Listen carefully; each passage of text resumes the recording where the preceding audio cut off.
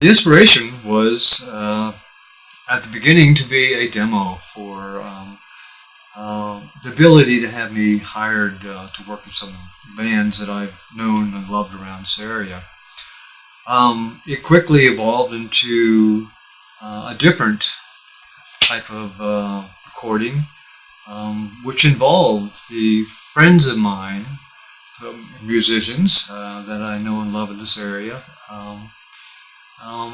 and made that inspiration even bigger than it was at the beginning.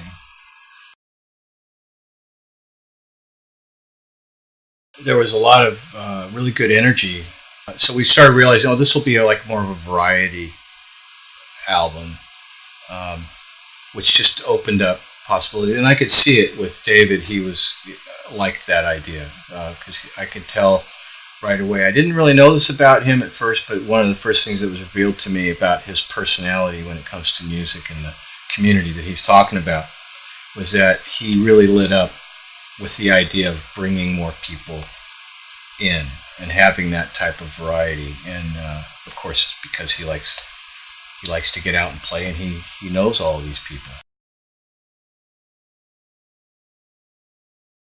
Ring of Fire. Ring of Fire. It was just fun. To this day, that's my favorite track for just a fun song. I really enjoyed working on You Keep Me Hanging On with Trisha Greenwood.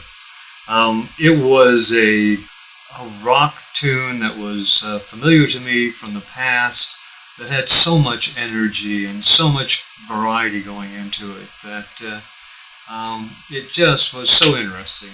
I really, really enjoyed working on that. That was probably the most challenging, technically.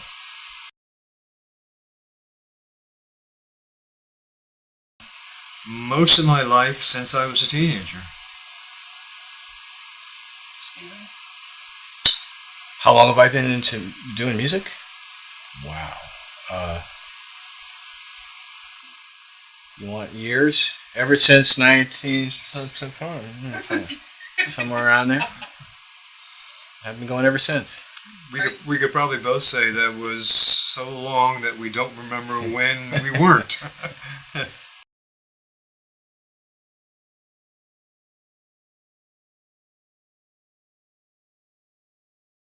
Garrick Davis.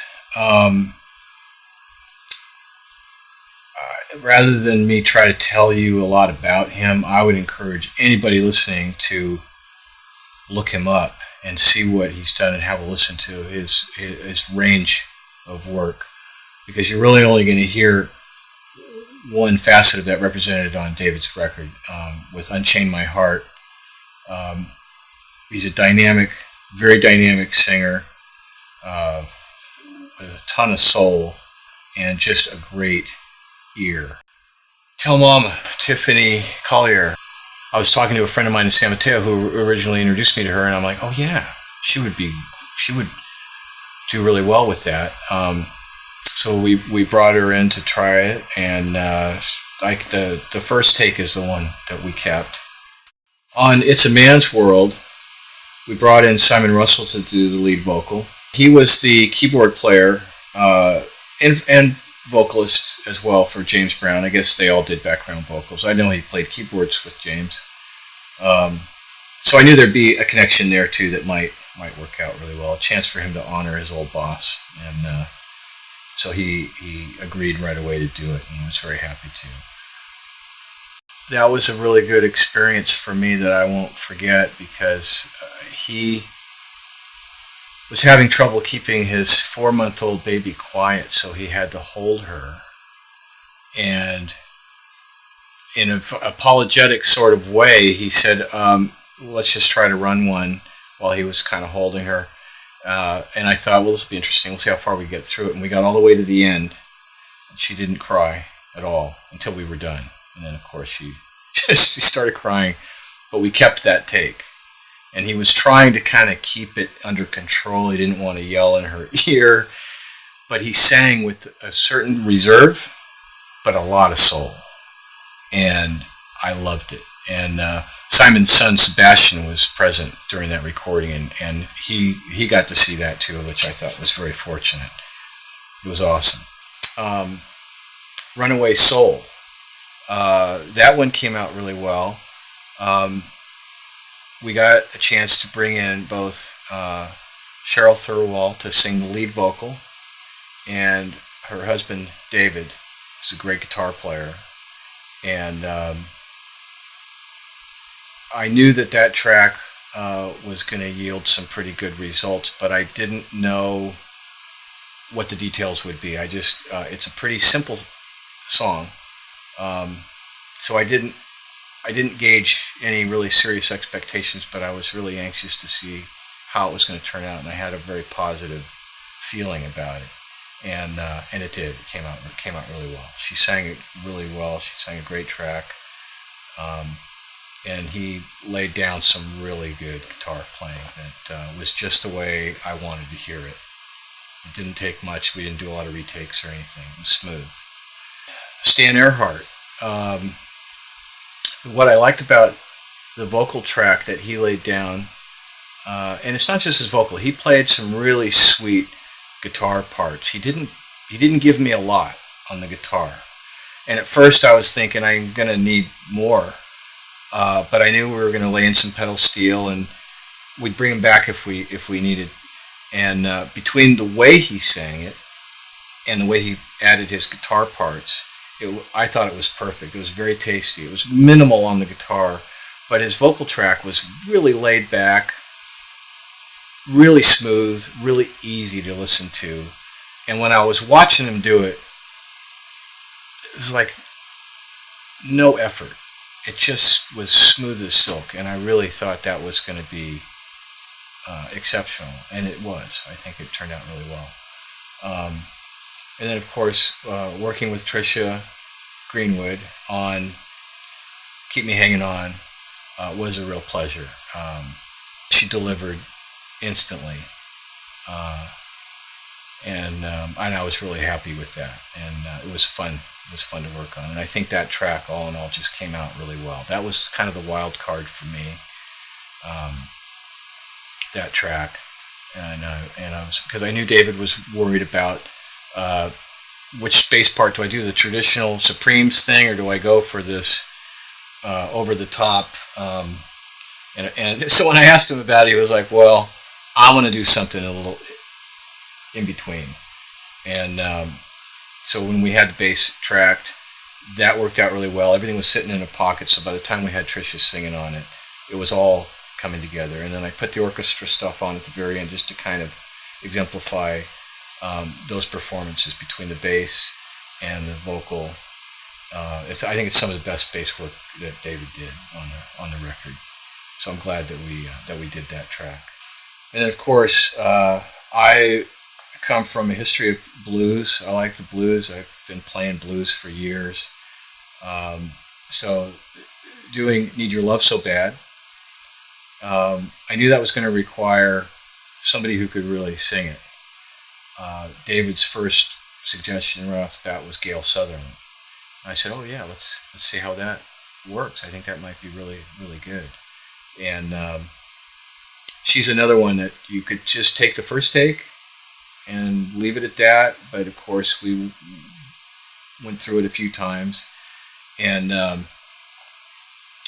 she did an exceptional job. A lot of soul, a lot of feeling, and that was a real pleasure recording that. And it was fun to watch her in the studio. She's exceptional. Ring of Fire, that one was the unexpected gem for me. And I know it's music and it's art, so it's going to be different for everybody. But for me, I really had fun with that song. I knew that Steve Layton Smith would be the right guy to sing it. He was familiar with the song. We didn't really do it the way I think he thought we were going to record it, but he picked it up right away. It was easy for him to track it. It captured what I knew he could do, and it was fun. It was a lot of fun, and he did a great job.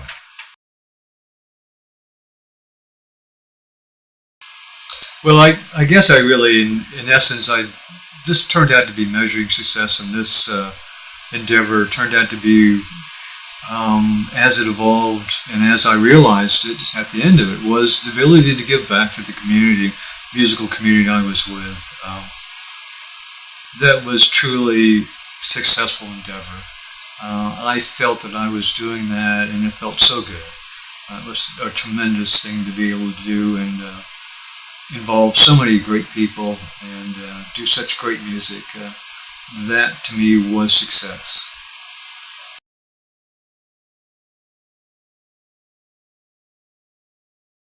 Yeah, a lot of people have asked, where did we record the album? And we recorded the basic tracks for 4 of the songs. Runaway Train, 6 Days on the Road, Unchain My Heart, and Ring of Fire at Steve Layton Smith's house, with Altius on drums and David on bass and me playing the guitar. The rest of the tracks we did in various places with my mobile rig, which consists of a laptop, a Pro Tools hardware interface to get instruments in and out for guitars, keyboards, microphones, and that sort of thing. And we did tracks at various different places. We did use another studio up in Woodside called Whiskey Hill. It's a very nice studio, capable of anything that we would need to do. It's a slightly smaller room, but we did the vocal tracking for Need Your Love So Bad. We did the guitars and vocals for Runaway Soul with David Thirlwall on guitar and his wife Cheryl on vocals. Stan Earhart, we recorded him there at Whiskey Hill. I think that's, I might be missing something, but I think that's everything that we did at Whiskey Hill. The rest I did at my house, my home studio. Some of it I did on the road between here and Los Angeles because I had everything with me. I could work on, like the orchestra work for Keep Me Hanging On and Runaway Train. I think I did some of the orchestra work just kind of on the fly. Rafael Valenzuela, when David first mentioned that he wanted Rafael to play on the record, the first thing I thought of was, oh, I remember that guy. I saw him playing at a gig in San Mateo, California, and was one of the best guitar players I'd heard. He was able to play things that would normally be reserved for a keyboard player, and he did it better than anybody I'd ever heard as far as really making a lot of music on his guitar. And he just had a really nice touch and a feel and a soul element to his playing that I thought would really make a nice addition to the album. Simon Govan Smith, again, he's another guitar player that when David said, I want some variety and some extra color on this record, I knew that Simon would be a really good pick for adding that because he's got a real kind of laid back. Simon Govan Smith is one of the guitar players that's probably not going to work really hard to impress you with his best licks. He prefers to just play what sounds good. And this is what I've seen when I've watched him play. So when David mentioned it, I said, absolutely, we need to see about getting him in on the record. If you just listen to the track, Tell Mama, he plays some really good stuff. Well, we bandied around a group of names for what this might be called, and as it really wasn't ever going to be a group, which is where a lot of names come from, it was wide open. And actually, I have to take zero credit for it. Trisha Greenwood was the one who suggested this name, and And the more I thought about it, Trisha and Steven actually contributed to it, and the more I thought about it, the more it made sense. And kiddingly, while we're getting through the CD, I could actually see a picture of my head exploding. So I thought that the David Scudder Explosion might be an appropriate name. But I kind of liked it because the name actually kind of evokes. And I don't know why he didn't go for that graphic of the head exploding, but the maybe we'll use it for something else. The name kind of evokes some of the early names of groups like Dave Clark 5 or something. It's kind of got that air about it. It's something that it was a pleasing name, and it seems to work real well. So I enjoyed watching David go through the process of sharing that joy, because he loves to play, he loves to share, and this was his chance to bring in as many people as we could. The only complaint that I ever got from him about it was that there's only so much room on an album, and there were so many more people that he wanted to, how about this and that? I got all these other people. So we realized, we'll have to limit it for this one. We'll see what happens in the future. Maybe there'll be more. We want to do more. It was so much fun. I can't thank enough everybody who was involved in this and freely gave of their talents and time, particularly Stephen and Trisha Greenwood. Couldn't have done without it. Just fabulous, and I continue to think that will be the direction I'll go in. Have good people with good music doing great things.